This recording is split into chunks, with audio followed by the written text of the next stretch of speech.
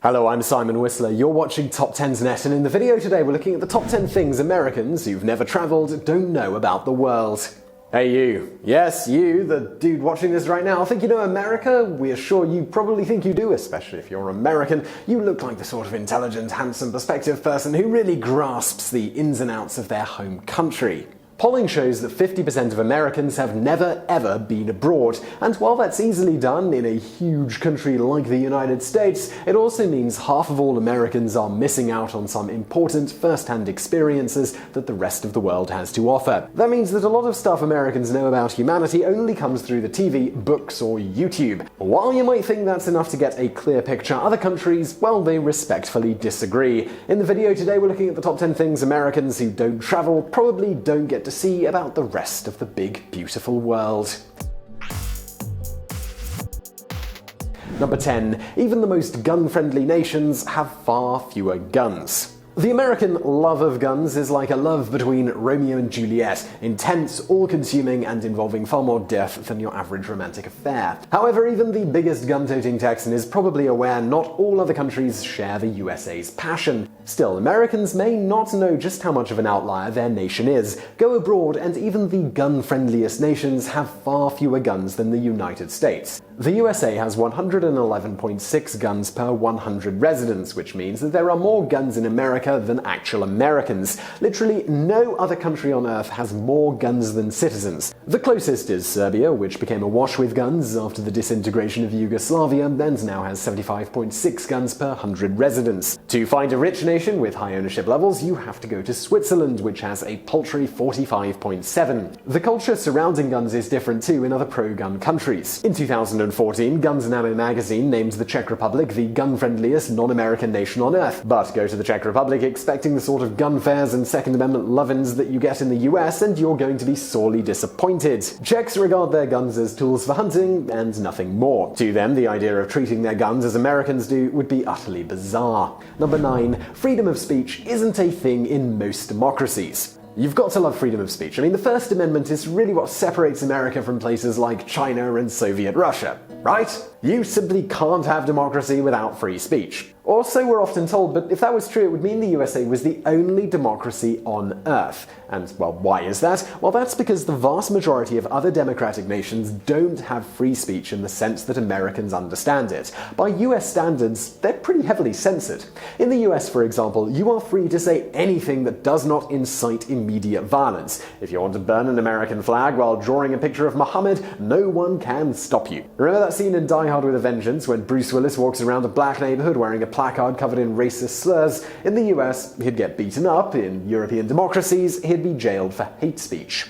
In France, for example, it's against the law to deny the Armenian genocide. In Germany, you can go to jail for displaying a Nazi flag. In the UK, you can be fined for calling homosexuality a sin. There are still blasphemy laws in some democracies, something that your average untraveled American would likely consider lunacy. Number 8. Trial by jury also isn't a thing in most democracies. That's right, one of those other things that you thought was an essential pillar of democracy, well, it isn't. Trial by jury is so rare in the rest of the world as to be effectively non-existent. According to the Encyclopedia Britannica, around 90% of the globe's jury trials happen in the USA. This isn't because everyone else's criminals are better behaved, but because most democracies ditched jury trial decades ago. In France, for example, you will almost certainly just be plonked in front of judges and given a sentence. In the UK, only the highest profile cases get jury trials. Since these are the ones everyone hears about, it gives a false impression that the British legal system is like the US, but it really isn't. Only about 2% of UK criminal cases end up with a jury trial, and that's still high compared to most of Europe. In some countries, jury trials are actually seen as a hindrance to justice being done. After Japan reintroduced a hybrid system of lay judges in 2009, there was an outcry about the emotional burden placed on jurors who were compelled to recommend the death penalty. Number 7. Brits barely remember the Revolutionary War.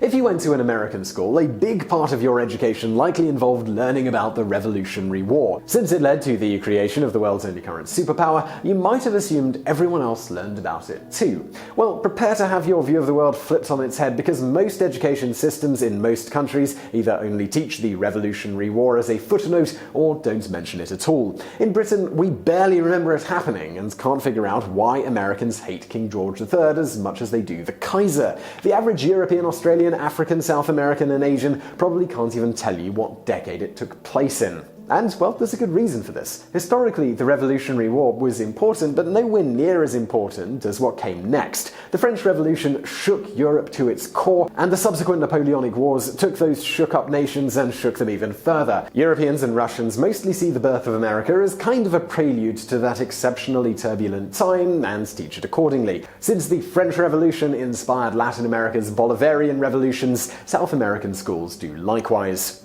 Number 6. Literally everyone else thinks in grams, Celsius, and meters. You've probably heard of the metric system, with its bizarre insistence on ditching Fahrenheit for Celsius, feet for meters, and pints for liters. It's pretty confusing, huh? I mean, what does 52 kilometers even mean? That's 31 miles, by the way, if you're interested. Well, here's something any American who has been abroad will already know. 99% of countries use this confusing system. From their point of view, it's the USA's insistence on imperial measurements that's pretty insane. There are only 3 countries that officially use the imperial system: the USA, Liberia, and Myanmar, that's also known as Burma. The UK uses a confusing mishmash whereby everyone thinks of height in terms of feet and inches, but heat in terms of Celsius. Oh, and a UK imperial pint is different to a US imperial pint, just to make your London vacation really confusing. To be fair, this embracing of the metric system is only really at a governmental level. Many former countries of the British Empire, and boy were there a lot of those, still understand imperial units, even if they officially use metric. When you talk about cruising at 55 while enjoying the 82-degree heat, most people on Earth are imagining your losermobile crawling along while you roast in a heatwave almost hot enough to boil water. Number 5. Not everyone thinks the USA saved their ass in World War II. Where would Europe be without America, huh? Twice the USA had to go and kick some German ass and save plenty of British asses and French derrieres in the process. Well, it might come as a surprise to passportless Americans that not everyone sees it in this way. In fact, a whole lot of the countries America saved see the US Army less as saviors and more like guys who came to the party late, then tried to claim all the credit. The British, for example, think they were the heroes of World War II. The entire national myth is built upon one plucky little island holding out alone against the might of Hitler, keeping up a cheerful spirit even as bombs rained down on London. Without the Brits, the British version of events goes, Hitler would have run rampant across Europe and been unstoppable. The Russians too think they were the real heroes. The Russian legend of World War II is about the supreme sacrifice of 20 million citizens to defend the motherland from German barbarism, with the entire European theatre essentially a backdrop to this painful struggle. Even the French prefer to talk about their near-mythical resistance rather than the painful wait for American liberators to arrive. Number 4. Other continents are bigger and more varied than you think. Mention Africa to a stay-at-home American and they'll likely have a specific image in their mind involving elephants, savanna, and uplifting songs about the circle of life. The well-traveled American, though, would laugh at such an idea. Despite what US media might tell you, other continents are way more varied and way bigger than you think. Take Africa, for example. Though the distance between, say, Senegal and Somalia, that's 4,542 miles. That's almost the distance from New York City to Honolulu. And that's just straight across the middle of Africa. What about the distance from, say, Morocco to Madagascar? That's over 5,000 miles, the equivalent distance separating Maine from Nigeria. That one word, Africa, encompasses unimaginable distances. Between 54 to 57 countries, depending on if you count the unrecognized states like Somaliland and Western Sahara, over 1,500 languages, a huge variety of legal and social systems and histories, terrain ranging from jungle to swamp to mountaintop to desert to forest to grassland, and hundreds of cities as complex and varied as the one you live in, and 1.2 billion lives. And, well, then there's Europe. Most Americans who haven't been there think of Europe as a place of quaint old buildings that are much the same, but the variety there is staggering. In a tiny space, Europe fits so many different architectural styles, philosophical outlooks, histories, and people that visiting is like opening a variety box of chocolates designed by Willy Wonka. Americans might tend to think of the rest of the world in monolithic blocks, but the residents of those blocks know how unique their often tiny countries are. Number 3, it's far more routine to visit other countries. So we've established that it's not super common for Americans to visit other countries, but we may have not established quite how unusual that is. Americans who pride themselves on never leaving the country would probably be surprised to hear just how rare such isolation is in many other parts of the world. Elsewhere, people are hopping between countries just as part of their commute to work. And we're not exaggerating here. In France alone, nearly 500,000 commute across the border every single workday. In the whole of the EU, around 4.5 million people work as cross-border commuters, while nearly 20 million people live in a different EU state to the one they were born in. Look at Britain, and a huge chunk of the population considers vacationing synonymous with going abroad. In 2014 alone, Brits made 13 million visits to Spain and 8.8 million to France. Within the EU's open borders Schengen area, the number of cross-border vacations is so high nobody even bothers to count them anymore. And it's not just Europe. You may have heard of ECOWAS, the West African version of the EU, a collection of 15 African states where residents have the right to work and reside in any other country. And you better believe they use it. Millions of residents hop abroad at the drop of a hat, and we can't say we blame them. Number 2, multiculturalism looks very different abroad.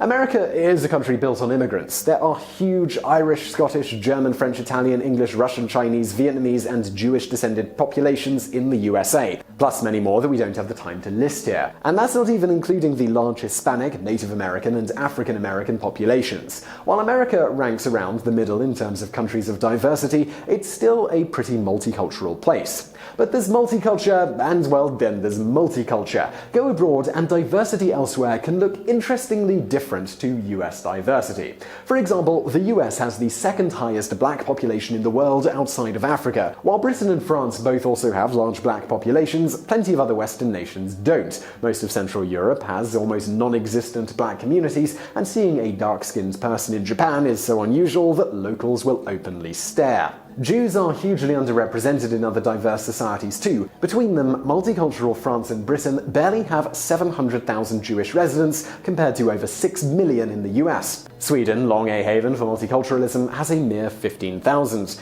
There are historic reasons for all of this, of course, but it does show that a diverse city looks very different in the USA to a diverse city in other parts of the world. Number 1. The rest of the world has some poor opinions about Americans.